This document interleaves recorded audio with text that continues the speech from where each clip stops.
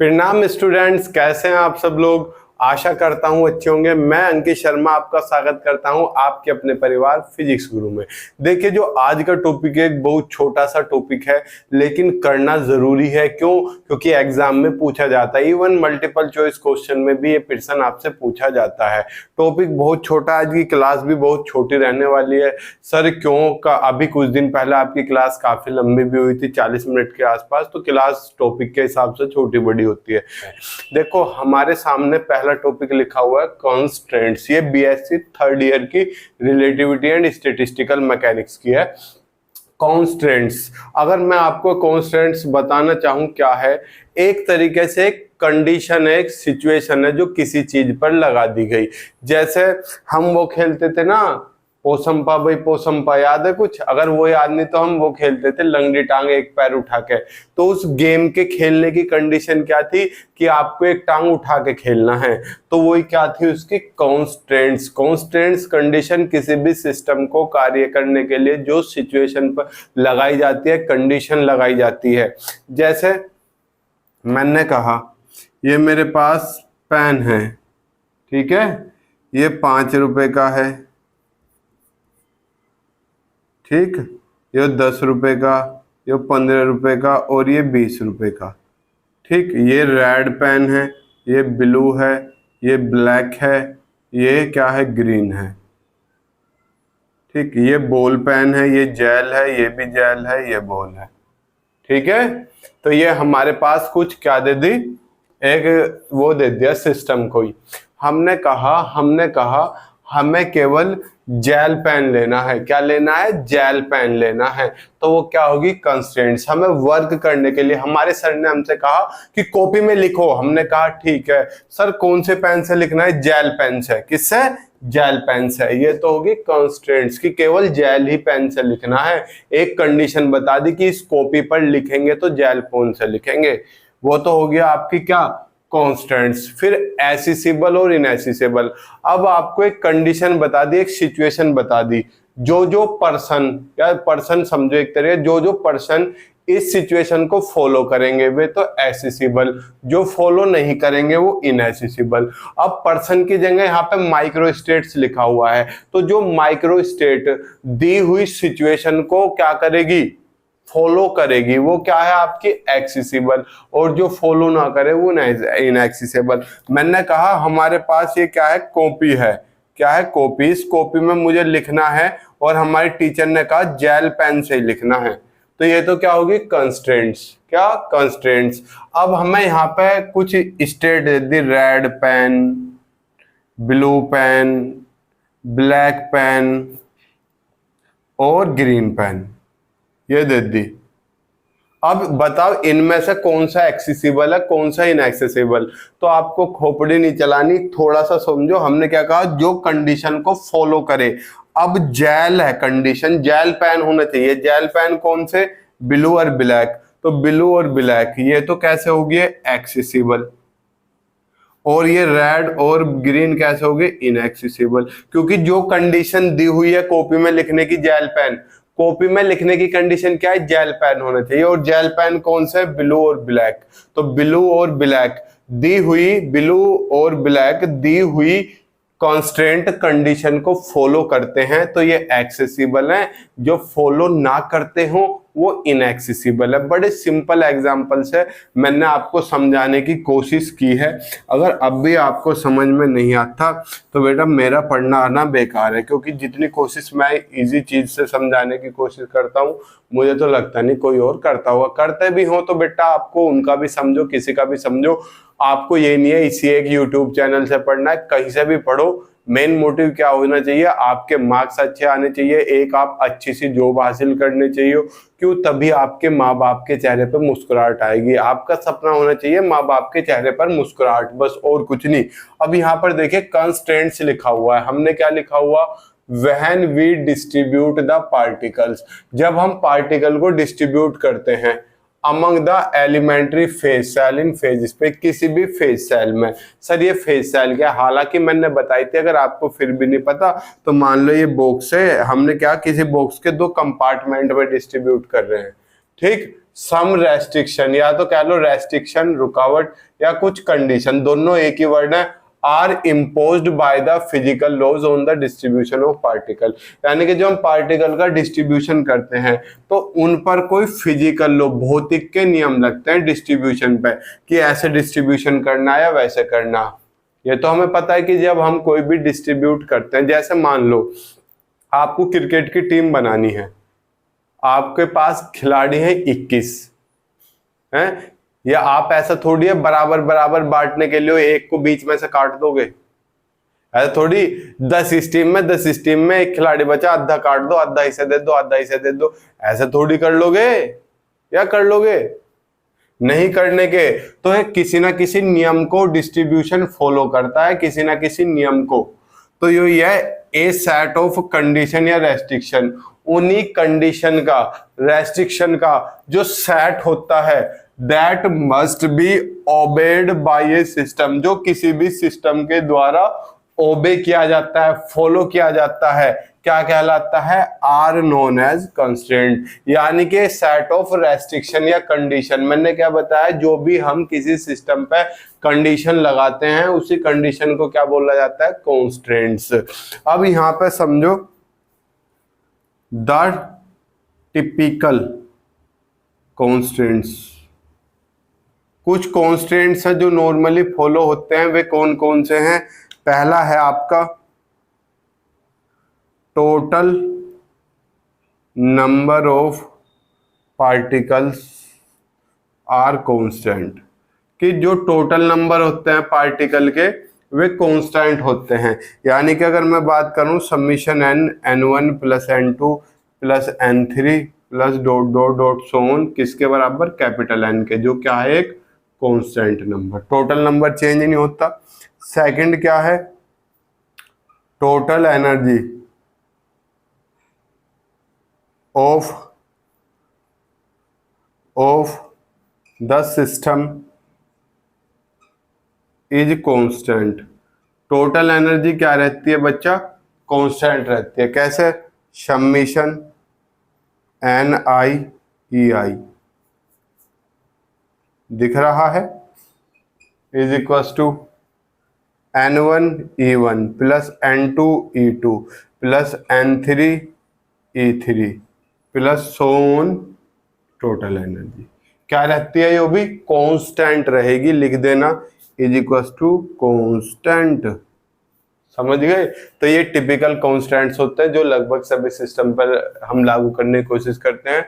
अब यहाँ एक्सेसिबल मैंने बताया, जो आपको कंडीशन दे दी उस कंडीशन को जो फुलफिल करेगा वो एक्सेसिबल। जैसे मैंने कहा, मैं अपने फिजिक्स गुरु चैनल है, मैं इस पे टीचर की रिक्वायरमेंट है, मान लो उर्दू के टीचर की रिक्वायरमेंट है, हिंदी के टीचर की रिक्वायरमेंट है, संस्कृत की रिक्वायरमेंट है, मान लो है नहीं, ठीक, रिक्वायरमेंट। और मैंने कहा कम से कम MSc बंदा होना चाहिए जो साइंस के लिए, संस्कृत के लिए संस्कृत से मास्टर्स होना चाहिए, और उर्दू के लिए उर्दू से मास्टर डिग्री होनी चाहिए उस पर। तो ये तो होगी कॉन्स्टेंट्स। अब मेरे पास वहाँ 10 लड़के इंटरव्यू देने आए, मान लो हिंदी के लिए देने आए, मैंने कहा जिनमें इन बच्चों में से जो 10 इंटरव्यू देने आए जिन्होंने मास्टर डिग्री MA कर रखा है हिंदी से, वो केवल यहाँ रुको, बाकी चले जाओ। तो 10 में से 5 या 6 ने कर रखा था, 4 उठ के चले गए।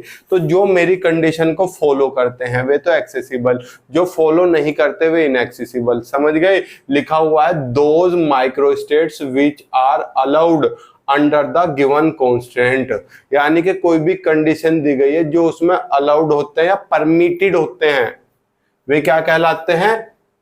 वो अधूरा लिखा हुआ, are known as accessible micro states. क्या कहलाते हैं? माइक्रो एक्सेसिबल माइक्रो स्टेट्स कहलाते हैं। Next, those micro states which are not permitted under the given constants are known as inaccessible micro state. क्या कहलाते हैं? इनएक्सेसिबल कहलाते हैं, यानी कि ये फुलफिल नहीं कर पा रहे किसी भी कांस्टेंट को। कांस्टेंट मतलब कंडीशन को। अब मैं इसे रफ कर दूं, सर पेपर में किस तरीके से एग्जाम्पल आए दे के बता दो किस तरीके से आएगा। मैं आपको एक छोटा सा एग्जाम्पल दे के बता रहा हूँ जो आपकी बुक में ही दिया गया है, उससे आप समझ जाओगे कि कॉन्स्टेंट्स होते क्या हैं।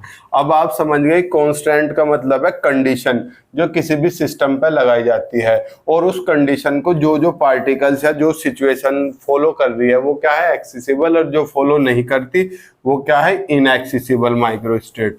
सर ऐसे नहीं, हमें एग्जाम्पल से समझाओ। अभी एक एग्जाम्पल ले रहा हूँ छोटा सा नन्ना सा प्यारा सा। मैंने कहा मेरे पास 2 कंपार्टमेंट है, ये रे ट्यूं ट्यूं ट्यूं, ये फर्स्ट और सेकंड। ठीक, मुझे 3 पार्टिकल डिस्ट्रीब्यूट करने हैं। 3 ही क्यों ले रहा हूं, 4 5 6 कुछ भी ले सकता हूं। ए बी सी, ये 3 पार्टिकल मुझे डिस्ट्रीब्यूट करने हैं। ये पहले बॉक्स की जो एनर्जी है वो है 4 इलेक्ट्रॉन वोल्ट, दूसरे की है 5 इलेक्ट्रॉन वोल्ट, और जो आपको कंडीशन दे दी, कॉन्स्टेंट्स दे दी, TRAINTS, कॉन्स्टेंट्स दे दी कि टोटल पार्टिकल तो 3 होने चाहिए, और जो पहली और एनर्जी जो होनी चाहिए वो होनी चाहिए 15 से 18 इलेक्ट्रॉन वोल्ट ले लो, 20 से 30 इलेक्ट्रॉन वोल्ट के बीच में एनर्जी होनी चाहिए। और जो पार्टिकल का डिस्ट्रीब्यूशन है वो दे दिया 3 0 और 2 1, 1 2, 2 2 और 0 3, ये पार्टिकल का डिस्ट्रीब्यूशन दे दिया। अब हमें इनके संगत क्या लिख लेनी है, माइक्रोस्टेट। इसके संगत माइक्रोस्टेट क्या होगी। अब पहले देखो पहली सिचुएशन कहां कहां अप्लाई हो रही है कॉन्स्टेंट्स की। पहली n बराबर 3 पार्टिकल है, सही है। यहां देखो यहां पर 2 और 1 3, सही है। 2 और 1 3, सही है। 2 और 2 4, ये गलत होगी। ये तो यहीं खत्म हो गया, छोड़ दो। अब देखो यहां पर 3 कौन कौन से, A B C 0, 2 1 A B C B C A, और तीसरा क्या बन गया, AC B, यही तो बन गया। इसमें इधर एक रहेगा A B C B C C A A B, लो। और इस वाली सिचुएशन में 0 इधर और A B C इधर, तो टोटल माइक्रोस्टेट, पहले देखो मैक्रोस्टेट कितनी होनी चाहिए, n+1, 3 और 1 4, तो 1 2 3 4, ये तो वैलिड नहीं है, तो इसे तो मैं रफ कर दूं, लो। ठीक, माइक्रोस्टेट 2 की पावर n कितना है, 3, 2 दूनी 4 दूनी 8, देखो कितनी है, 1 2 3 4 5 6 7 8। अब यहां पर देखो कौन कौन एक्सेसिबल है, ये एक्सेसिबल है, ये एक्सेसिबल है, ये देखनी है। पहली n बराबर 3 तो सब पे फुल करेगी। दूसरी कंडीशन जो टोटल एनर्जी है वो 15 इलेक्ट्रॉन वोल्ट से 18 इलेक्ट्रॉन वोल्ट के बीच में होनी चाहिए। तो अगर हम पहली सिचुएशन के लिए देखें, एक खाने में 2 है, 3 है, दूसरे में 0, तो एक पार्टिकल की एनर्जी 4 इलेक्ट्रॉन वोल्ट है, तो 3 की कितनी होगी, 3 गुना 4 प्लस 0 गुना 5, कितना हो गया, 4 तिया 12 प्लस 0, कितना आ गया बेटा, 12। तो ये आपका एक्सेसिबल नहीं है, क्योंकि एक्सेसिबल की दूसरी सिचुएशन 15 से 18 होनी चाहिए। अब ऐसी इन तीनों को देख लो, 2 गुना 4 प्लस 1 गुना 5। सेकंड सिचुएशन में 2 गुना 4 प्लस 1 गुना 5, 2 की तो 4 और 1 की 5, कितना हो गया, 4 दूनी 8 प्लस 5, 8 और 5 13। अब भैया दूसरे वाले में भी 2 1 है, तीसरे वाले में भी 2 1 है, तो ये तो क्या होगी सारी की सारी 15 से इलेक्ट्रॉन, यो भी गलत।